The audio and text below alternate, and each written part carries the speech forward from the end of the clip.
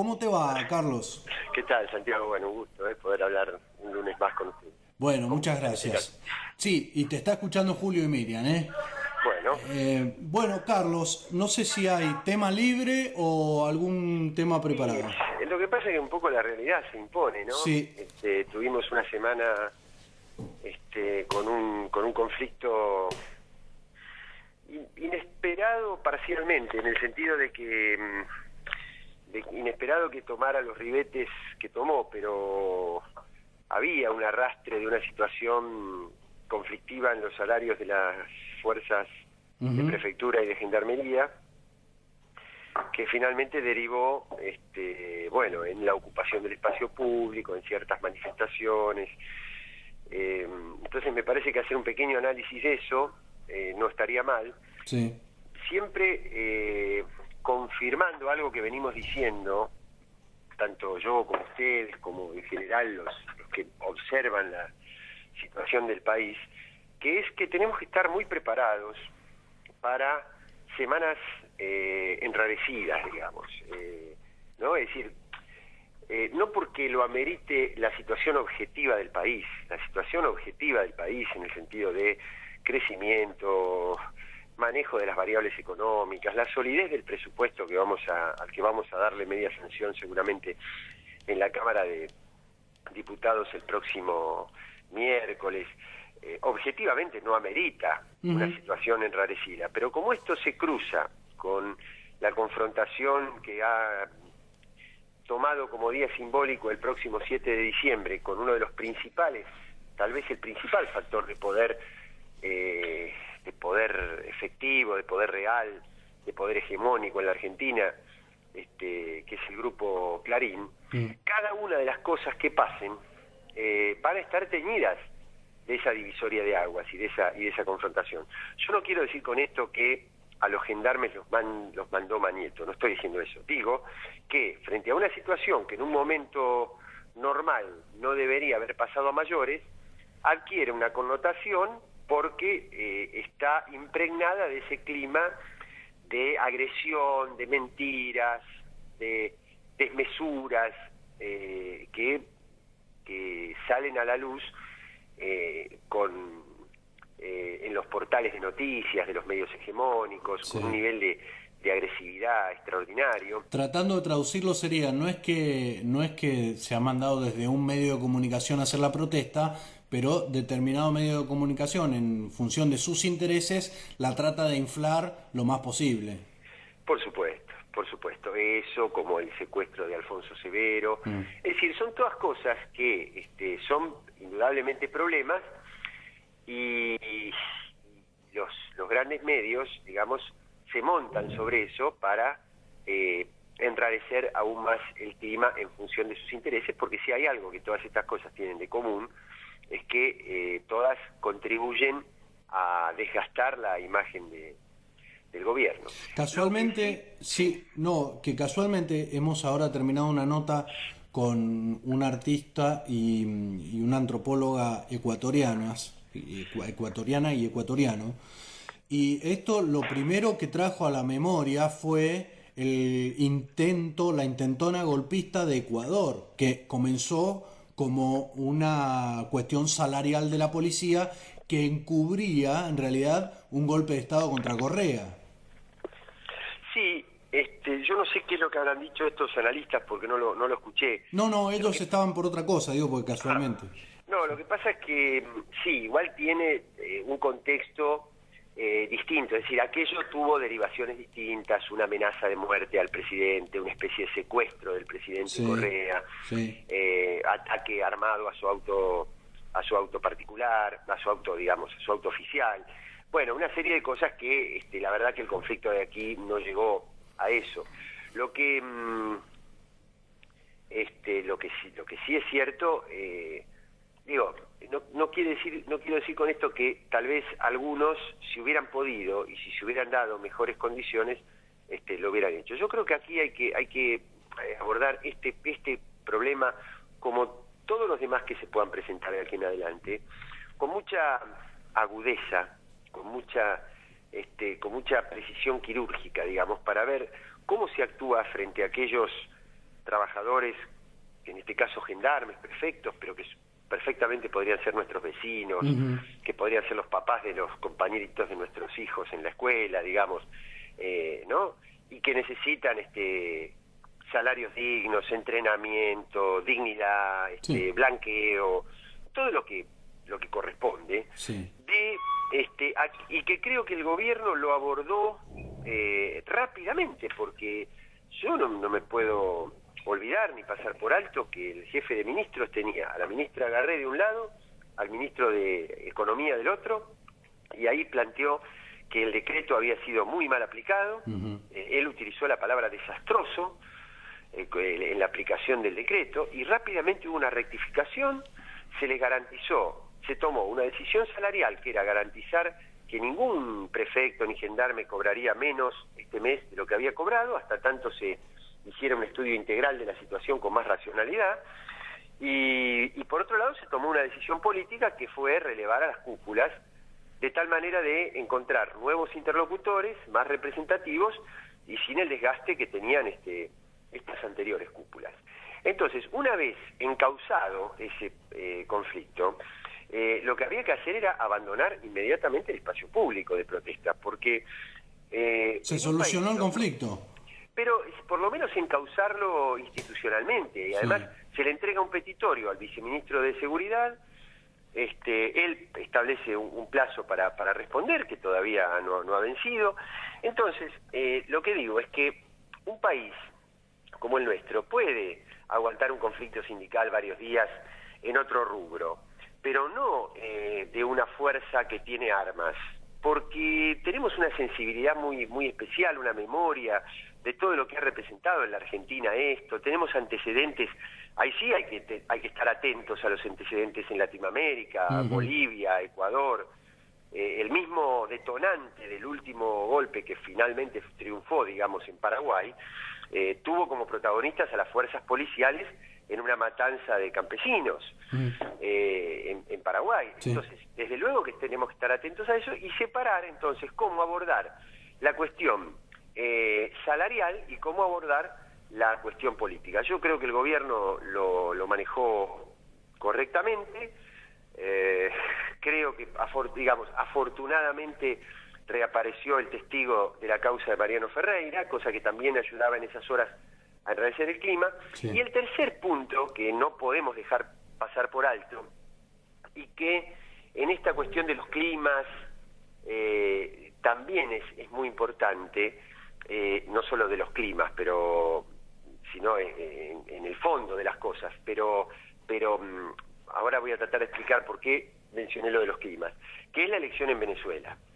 Porque si, digamos, los mismos grupos que alentaban este enrarecimiento, esta inflación del conflicto de gendarmería, ¿no?, que permanentemente machacan con la mala performance de la presidenta, que ponen cosas en los portales que no son noticias desde el punto de vista técnico, pero que sí están hechos para que los gabinetes que trabajan en inventar comentarios, por ejemplo, lancen una serie enorme, numerosísima de comentarios agresivos, tremendos. Bueno, todos esos sectores apostaban claramente o a que se revirtiera la situación en Venezuela y ganase Caprile, o que el margen fuera muy estrecho de tal manera de que ellos pudieran denunciar el fraude. Creo que se tuvieron que comer las dos cosas. Se tuvieron que comer la elección por el margen que tuvo, pero además se tuvieron que comer la ejemplaridad del comicio, la transparencia del sistema electoral venezolano, y que... La cantidad de gente que fue a votar también, el 80%. Seguro, la cantidad de gente que fue a votar, el clima pacífico absolutamente. Entonces, y esto por suerte separa la paja del trigo, en el sentido de que una democracia no necesita, para ser fuerte, no necesita hacer trampa. Las democracias son fuertes y son conflictivas y toman medidas profundas si están dispuestas a afectar intereses profundos.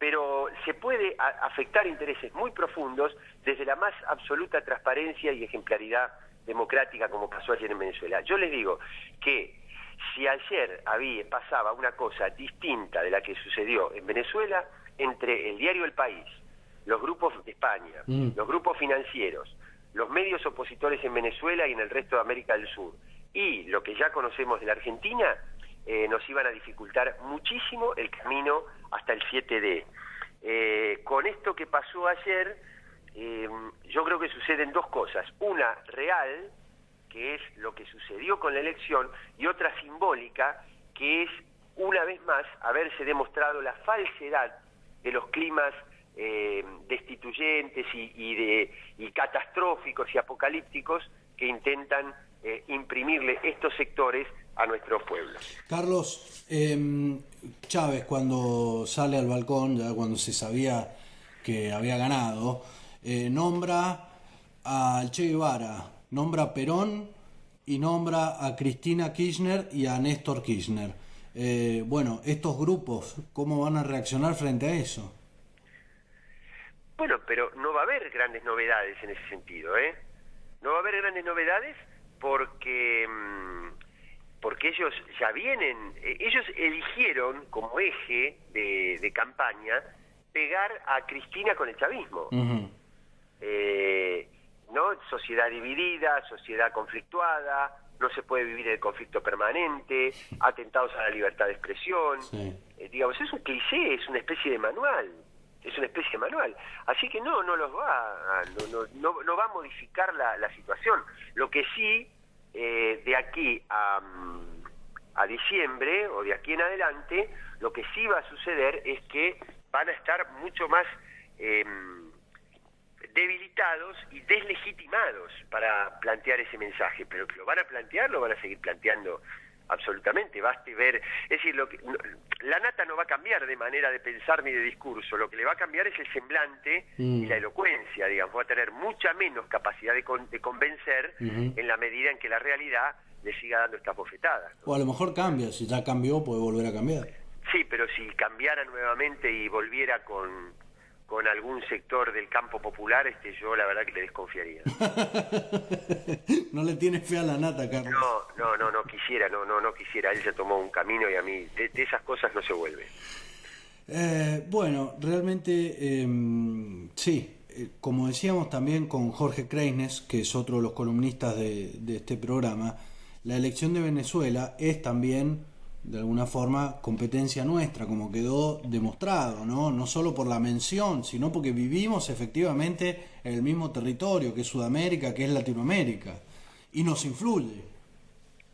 Absolutamente. Lo que pasa es que en toda Latinoamérica, más allá de las particularidades de cada país y de cada liderazgo, hay una divisoria de aguas, que son los gobiernos que han decidido representar y ponerse en la piel de los sectores más humildes de la población, representar sus intereses, cubrir los cuerpos del Estado con militantes y no con tecnócratas, y capacitar a los militantes, digamos, porque tampoco puede ser que se ocupe el Estado, se rife, digamos, el Estado por ser ocupado por una persona de confianza, pero que no es apta, no es idónea para hacer lo que tiene que hacer. Quiero que se entienda bien esto, ¿no? Sí, claro. Pero con una clara convicción de que en una relación que históricamente hizo que la política hiciera lo que la economía le mandaba, hoy la política ordena la economía.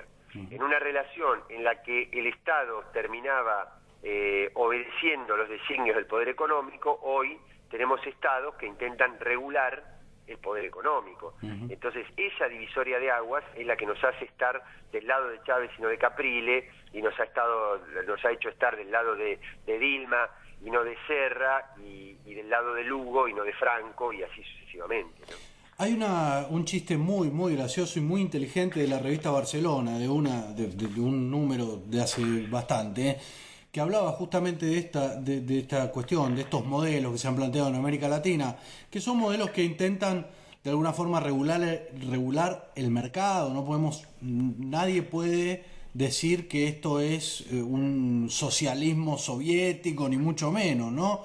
Y el chiste de la Barcelona era: por qué Sandra Russo defiende este modelo como si fuera el socialismo y por qué Grondona lo ataca como si fuera el socialismo, digamos. Y mi pregunta es, ¿por qué estos muchachos atacan estos modelos como si fueran el socialismo? Bueno, porque a pesar de no ser el socialismo, han producido cambios que creo que los partidos socialistas no estaban, latinoamericanos, por lo menos en Argentina, no estaban en condiciones de plantear. Uh-huh. Es decir, eso ya es una respuesta profunda, digamos, la que habría que intentar, porque hay ideas de izquierda, hay ideas de cambio. Cuando uno asocia socialismo con izquierda con cambio, hay ideas de cambio, aunque uno no se esté llenando la boca todo el tiempo con la palabra socialismo. Hay ideas de cambio, búsqueda de la igualdad. Es decir, yo lo asocio más que en términos de etiqueta, lo asocio en términos de contenidos, uh-huh. ¿no? La búsqueda de empleo, negociación de salarios, mercado interno, dimensión latinoamericana, intentos de igualdad en el sistema educativo, ¿Y trabajo. ¿Por qué a algunos sectores les molesta eso? Justamente formulé mal la pregunta. ¿Por qué a algunos sectores les molesta eso, que no es la reforma agraria ni la revolución de los soviets? Digamos, es un acomodamiento del mercado para que sea más humano. Y lo que pasa es que les ha afectado intereses, porque ellos habían lucrado históricamente con cada uno de los ajustes, digamos. Indudablemente que una recuperación de la fuerza militante, política y de ciertos objetivos que eran reivindicados por la historia del movimiento popular los altera, digamos, porque ellos se venían manejando como pez en el agua, se venían manejando con absoluta impunidad. Y acá hay un gobierno y hay una etapa histórica que los pone en otro lugar donde ya no pueden a gusto y placer desplegar sus privilegios. Entonces les cuesta muchísimo resignar eso, digamos. Hay intereses, por ejemplo, vamos a poner un ejemplo. Imagínense que los productores de soja, con el precio internacional que tienen, imagínense si hubiera triunfado el intento devaluador, ellos estarían recibiendo, cuando liquiden la cosecha, la primera cosecha el año que viene, estarían recibiendo, además del precio internacional, estarían recibiendo 6 pesos 50, 7 pesos, 8 por dólar. Que uno nunca sabe cuál es el límite, porque una vez que te ganan la primera pulseada, ya después el precio lo ponen ellos. Sí. Por eso digo 7, como podía ser 8, 10 o 12, porque cuando una vez que te ganaron, te doblegaron políticamente, ya después no importa cuánto va a costar. Y este es un gobierno que les ha dicho, no señores, ustedes traen los dólares, liquidan los dólares en el país y yo les pago 4.50, 4.60 por cada dólar.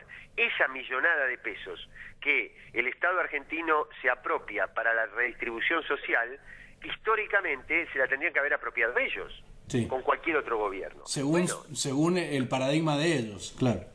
Bueno, no solo según el paradigma de ellos, según la realidad de los últimos 40 años. Claro, salvo el corte que empezamos a tener a partir de 2003.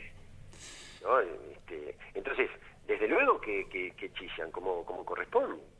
Carlos, nos hemos quedado sin tiempo, le estamos robando segundos al programa que viene, que es Línea Editorial 2. Le agradecemos esta comunicación y nos reencontramos la semana que viene ya con equipo completo, seguramente. Bueno, cómo no, muchísimas gracias. Gracias a usted, Carlos.